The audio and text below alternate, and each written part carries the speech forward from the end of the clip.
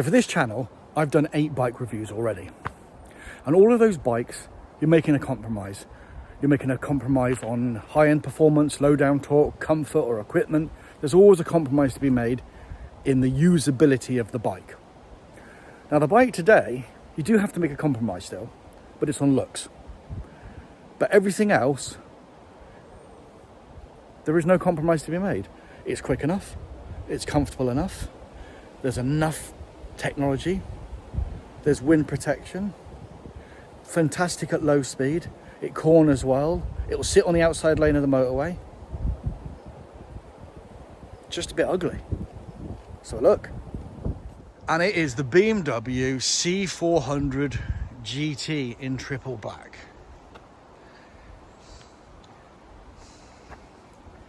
Yes, he's a bit of an ugly bugger. And I can't think of a better place than here to review this motorbike, or this moped, should I say. It's designed for the urban environment, and here we are out on a lane in the countryside. Now, I've just sat on the outside lane of the M5. I actually overtook a BMW M5. It didn't feel out of place on the motorway. It was incredibly comfortable.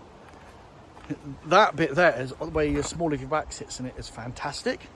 There's bags of leg room, phenomenal wind protection down there and up here.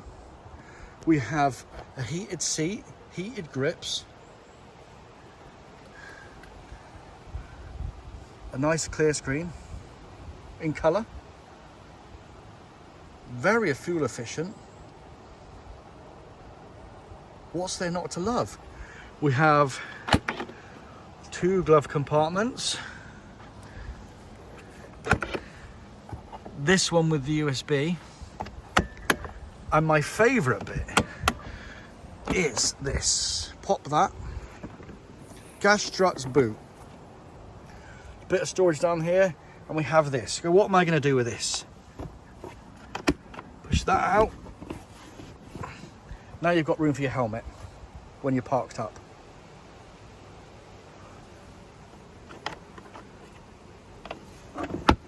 Popping back up. What a cracking bike. I'm just staggered by how good it is. Sorry to interrupt your video, but I did something that I wanted to show you, which I think is pretty cool. This graph shows 2 torque curves, one from the C400GT and one from the S1000R. Ignore the little tail at the front and back of these curves. I don't know what they're about. Anyway, what you can see between 2,000 and 3,800 revs, the C400GT puts out more torque than the S1000R. So, around town, I know which bike I'd rather. And like I said at the dealership, this is 90% of the bike. 90% of us need 90% of the time. It will do more than motorway speed. Its low speed handling is phenomenal, and I mean low, like 1-2 mile an hour handling. It's comfortable. It has the technology we need. It's incredibly comfortable, and it's perfect for going around town. Is this the second bike I should have bought? Is this the second bike we should all get? Now, I've got 2 motorbikes with a joint value of in excess of £30,000. This is more comfortable than both of them. More economical than both of them. Will do the speed limit like the both of them. Has more storage than both of them. It's cheaper to insure, cheaper to buy and cheaper to run. It's just not cool. This is a very, very, very surprising little package. And it's the most fun I've had on any of these reviews, is riding this bike. And the least stressful, actually. I love this. Just don't need it. Would I swap my Ducati for this? I keep saying that, and certain bikes I wouldn't, certain bikes I wouldn't. My Ducati is cool and it sounds mega. But this does everything the Ducati does. In real, usable terms. And if I lived in a town, why wouldn't you get one of these? Now, I wouldn't get a brand new one. They're a bit too expensive. When I get home, I will do have a look on Auto Trader, and I'll probably show. I'm showing that on the screen now of what I could get a second-hand one for. Who'd have thought, eh? C400GT. They do an X, C400X, which is a bit cheaper. But yeah, it is growing on me. Anyway, let's have a look at the seat height, and then we'll go back to the dealership and sum up.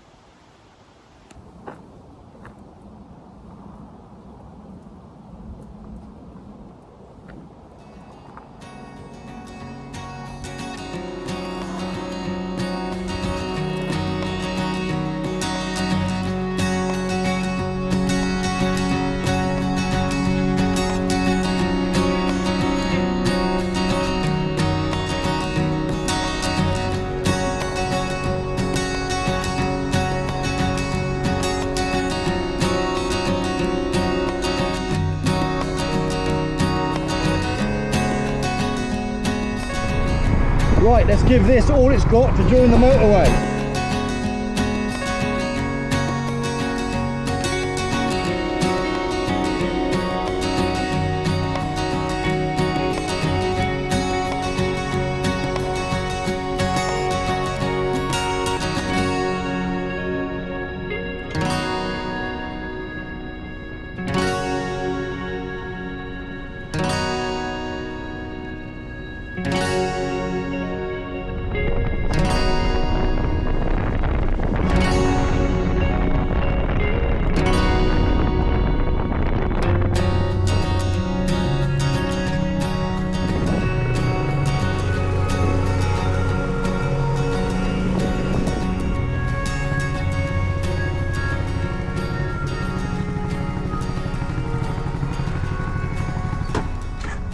Let's be clear here, that's 83 miles to the gallon.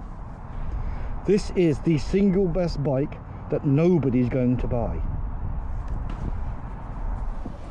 So here we are back again. Come for the bike, stay for the pop. You know the drill. So the BMW C400GT. A staggeringly good little bike. Well, they're not even particularly little. And I can't stress enough that its day-to-day ability in real world, using round town, bit of country lane, all the stuff I've just done, it makes the most sense.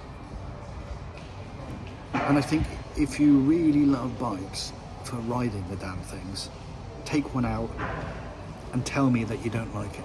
Because I think you'd be hard pressed to, if you just ignore the looks. Because of all the other bikes that I've tried in here, and with Ducati, the amount of compromises you have to make on tech, on cost, on comfort, on performance, either high-end or low-end performance, or manoeuvrability, or weight, and. Those compromises are simply not being made for the C400. I've just said to Steve, I think I'd swap my Ducati for it. I genuinely would. Because now normally when I ride out of something and I say about how I feel about it compared to my current bikes, I feel different when I've come back. I sort of flip-flop. But that one I could do the swap on that one. Cheers.